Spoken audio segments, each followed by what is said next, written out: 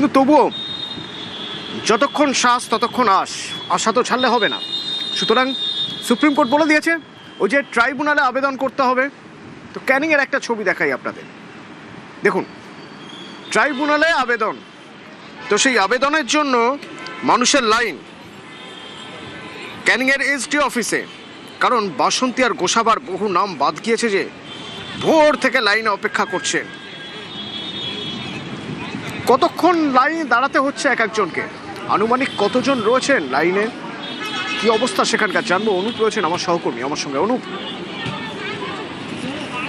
গতকালকের পর আজকে কিন্তু ক্যানিং মহকুমা শাসকের দপ্তরে কিন্তু এই ট্রাইব্যুনালের যেসব মানুষজন এসছেন তারা কিন্তু ক্যানিং, গোসাবা, বাসন্তী এবং ক্যানিং হচ্ছে 2 নম্বর এলাকার প্রচুর মানুষ কিন্তু সেই ভোর থেকে তারা লাইন দিয়ে রয়েছে। কারণ এখানে সকাল 10টার মধ্যেই কিন্তু এই যে ট্রাইব্যুনালে যে কাগজপত্র জমা দেবে, অর্থাৎ যাদের ভোটার লিস্ট থেকে নাম বাদ গেছে তারা কিন্তু এখানে এসে ভিড় জমিয়েছে। অনেকে আবার এসছে অনলাইনে ফর্ম ফিল আপ করেছে, তবুও তারা এখানে হার্ড কপি নিয়ে এসছে সেগুলো কিন্তু জমা দেওয়ার জন্য।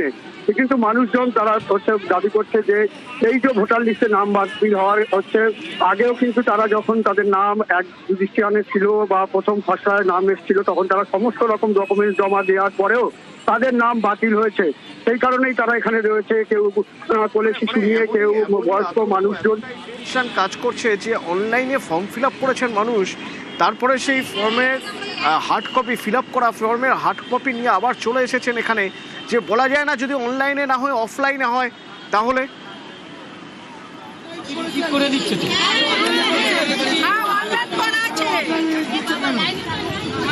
সাহেব অনলাইনে করে দেওয়া হয়, অনলাইনে করলে আর হার্ড কপি দেওয়ার দরকার নেই এখানে। আপনার এটা তো অফলাইন করে। আমি বলছি যদি আপনাদের অনলাইনে করে থাকেন তাহলে আপনাদের অফলাইন করে দরকার। আপনারা যে কষ্ট করেছে দাঁড়িয়েছে, যেভাবে আপনারা ভারতবর্ষে আপনাদের নামটা বাদ দিয়েছে কেন্দ্রীয় সরকার, তাদের নির্বাচন কমিশন, আপনারা নেব আপনাদের নাম কিভাবে ঢোকাবে তার ব্যবস্থা নেবে। আমি বলি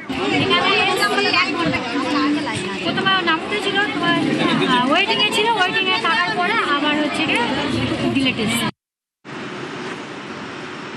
দক্ষিণের ক্যানিং থেকে যদি উত্তরে যাই আলিপুরদুয়ারের ছবিটাও একবার দেখা যাক।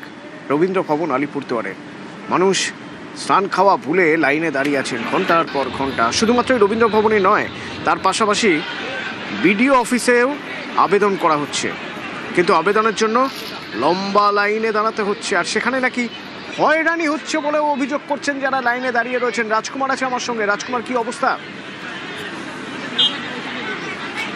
মানুষ যারা ভোক্তার তালিকা থেকে যাদের নাম দাঁড়িয়েছে, লম্বা লাইন, নাওয়া খাওয়া ভুলে কার্যত লাইনে নিজেদের নাগরিক প্রমাণ করার তাদের দেখে সত্যি খুব কষ্ট হচ্ছে। আলিপুরদুয়ার জেলা সদরে যে রবীন্দ্র ভবন, সেই রবীন্দ্র ভবনে কিন্তু এই যে অ্যাডজুডিকেশন থেকে যাদের নাম বাদ গেছে তাদের ট্রাইব্যুনালের আবেদন গ্রহণ করা হচ্ছে। এবং উল্লেখযোগ্য বিষয় হচ্ছে এতদিন শুধুমাত্র রবীন্দ্র ভবনে এই আবেদন সংগ্রহ করা হচ্ছিল, পরে জেলা থেকে বিভিন্ন জায়গা থেকে মানুষজন এখানে ছুটে এসছে, লম্বা লাইনে দাঁড়িয়ে। কিন্তু এই ভোগান্তির কথা চিন্তা করে প্রশাসনের পক্ষ থেকে ব্যবস্থা নেওয়া হচ্ছে যে সমস্ত ব্লকে যে ব্লক অফিস, সেই ব্লক অফিসগুলোতেও আবেদনপত্র নেওয়া হবে। ফলে এই যে প্রশাসনের যে সিদ্ধান্ত, এই সিদ্ধান্তের ফলে মানুষের ভোগান্তি কিছুটা কমছে। সকাল 9টার দিকে আসছে, 200 লোকের পিছনে লাইন আছে। এখন তো কোনো বলতেছে না যে এখন কি ডকুমেন্টস লাগবে বা কি ভুল আসছে, কোনো ডকুমেন্টস ডিলে যাচ্ছে, পাবলিক হ্যারাসমেন্ট করা হচ্ছে। 2002 সালের নিরিখে এবারের এই স্পেশাল ইন্টেন্সিভ রিভিশন হচ্ছে ভোটার তালিকায়। আবার দেখা যাচ্ছে 2002 সালের তালিকায় নাম, তারপরেও এবারে নাম বাদ। এরকমই ছবি ধরা পড়ছে বিধাননগরে এসডিও অফিসের সামনে লম্বা লাইন। অভিযোগ উঠছে ট্রাইব্যুনালে আবেদনের লাইনে হয়রানি হতে হচ্ছে। বৈধ নথি দিলেও নাম বাদের অভিযোগ করছেন অনেকে। লাইন, গরম, ভিড়, নাজেহাল অবস্থা। প্রত্যেক বাড়িতে ভোট দিই। হ্যাঁ দিয়েছি। কত বছর ধরে আছেন? আমি 43 বছর। 43 বছরে কেউ কোনোদিন কোনো প্রশ্ন তুলেছিল না? সমস্ত কাগজপত্র আছে? আছে। জমা দিয়েছিলেন? দিয়েছি। এখন কি বলছে? ডিলেট হয়ে গেছে। রাত্রি 4টের সময় এসে বসেছি এখানে। আমি আমার পেন্ডিং ছিল, আমার লিস্টটা, আমার নামটা কেটে গেছে।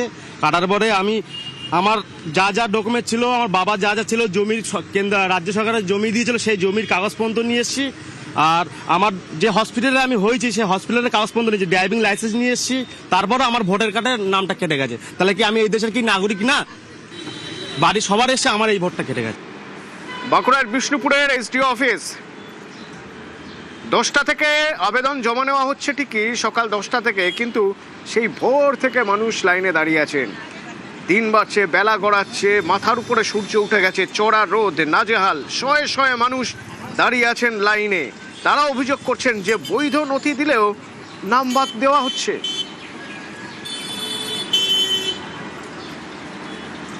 লাইনে দাঁড়িয়ে আছি 4-5 ঘন্টা হয়ে গেল। আমরা 2002 ভোট দিয়েছি, আমাদের সব কাগজ আছে, সব প্রমাণ আছে, Aadhaar card, voter card, PAN card, স্বাস্থ্য কার্ড, সমস্ত কার্ড আছে, তবু আমাকে ডিলিট করে দিচ্ছে, বলতে আমাদের ভোটের নাম নেই, আমরা ভোট দিতে নাকি পারবো না, আমরা সরকারি সব জিনিস থেকে বঞ্চিত হই। প্রচুর গরম, আমরা হাত ফেল হয়ে যাচ্ছি, লাইনের উপরে লাইনের শেষ, আমাদেরকে হায়রানি করে ছুট কাটিয়ে মেরে দিচ্ছে। আমাদের বাপ দাদা 14 পুরুষ এখানেই জন্মভূমি, অথচ আমাদেরকে ভোট দিতে দিবেনি, বলছে আমাদের